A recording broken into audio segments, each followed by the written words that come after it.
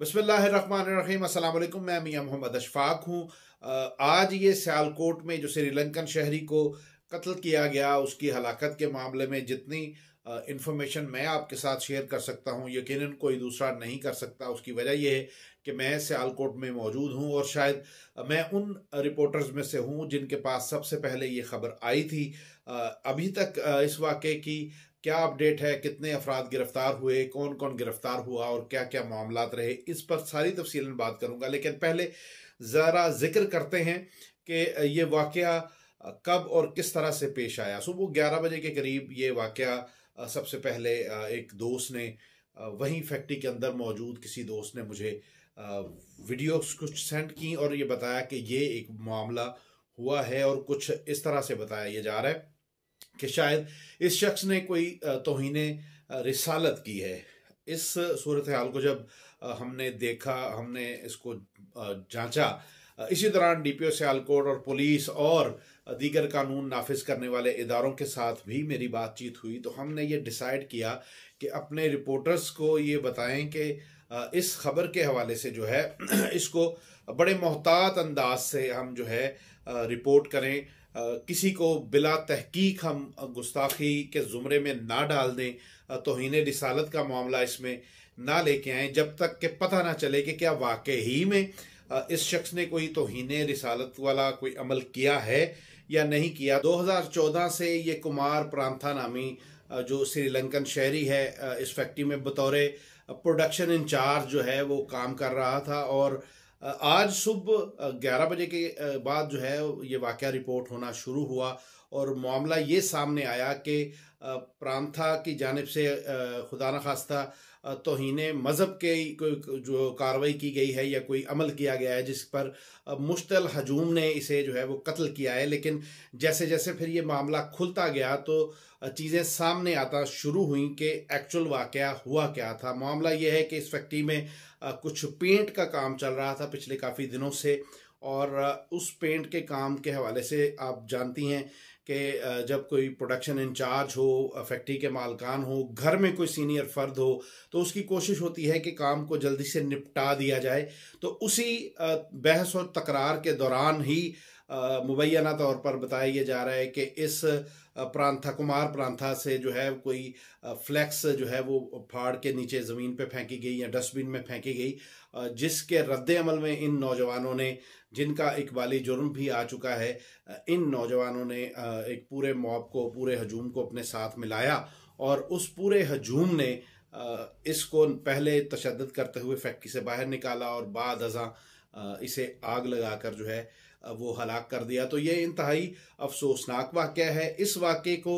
जब सुबह सबसे पहले जो है वो चंद जो रिपोर्टर्स थे जिनके इल्म में ये बात आ चुकी थी, मेरा शुमार भी उन्हीं में होता है, हमने कोशिश की कि इसको इस तरह रिपोर्ट ना किया जाए जिस तरह से अभी जो पहली पिक्चर सामने आ रही है कि किसी ने गुस्ताखी कर दी है अल्लाह के रसूल सल्लल्लाहु अलैहि वसल्लम या किसी और हमारे जो अंबिया कराम में से किसी की तौहीन की है। क्योंकि हम ये समझते थे कि अगर ऐसी खबर चलाई गई तो पूरा शहर उमड़ आएगा और बग़ैर तहकीक के जो है ये आग फैल जाएगी। तो हमने थोड़ा सा तहम्मुल का मुज़ाहरा किया और इस खबर को रोके रखा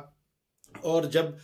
चीज़ें सामने आना शुरू हुई तो उसके बाद ये रिपोर्ट किया गया और मुतअद्दिद चैनल्स की तरफ से इस बात का ख्याल रखा गया कि इस वाक़े को इस तरह से रिपोर्ट किया जाए कि जो जिसके साथ ज़्यादती हुई है वो भी रिपोर्ट हो जाए और किसी तरह का कोई इंतशार जो है वो भी फैलने से बचाया जाए। तौहीने मज़हब का ये केस है या नहीं है, इसका ये अमल, इसका जो मतलब किसी भी स्टिकर को, फ्लैक्स को फाड़ कर जो है वो फेंकना और जिस तरह से वो जो दो नौजवान जिन्हें अब गिरफ्तार कर लिया गया है उनका जो बयान सामने आया है, उनके बयान के मुताबिक अगर देखा जाए तो इसमें कोई आलम दीन ही बेहतर तरीके से इसको डिफाइन कर सकता है कि क्या उसका ये अमल तौहीने मज़हब के ज़ुमरे में आता है या नहीं आता। लेकिन ये सवाल ज़रूर उठते हैं कि हमारे जो मज़हब के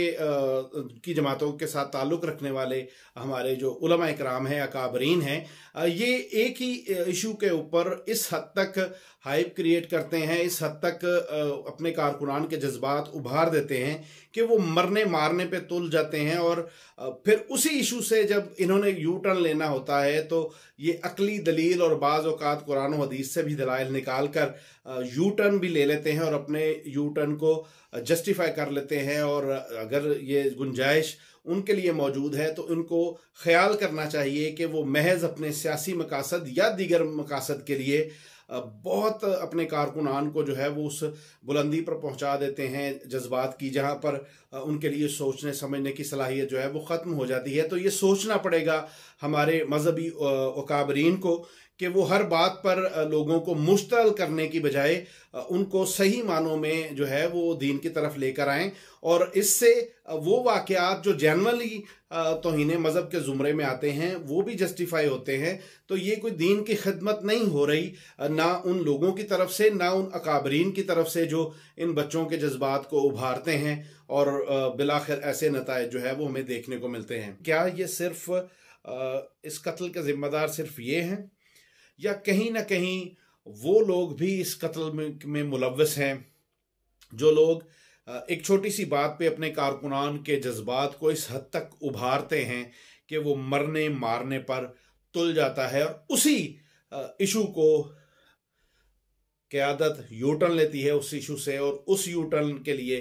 बाज़ औक़ात अकली दलील और बाज़ औक़ात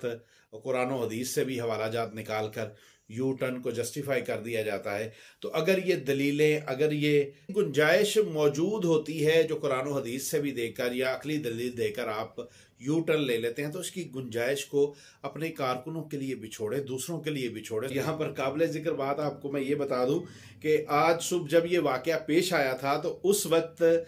किसी को ये पता नहीं था कि क्या वाकई ही ये तौहीन मज़हब का वाक़या है या नहीं है। उस वक्त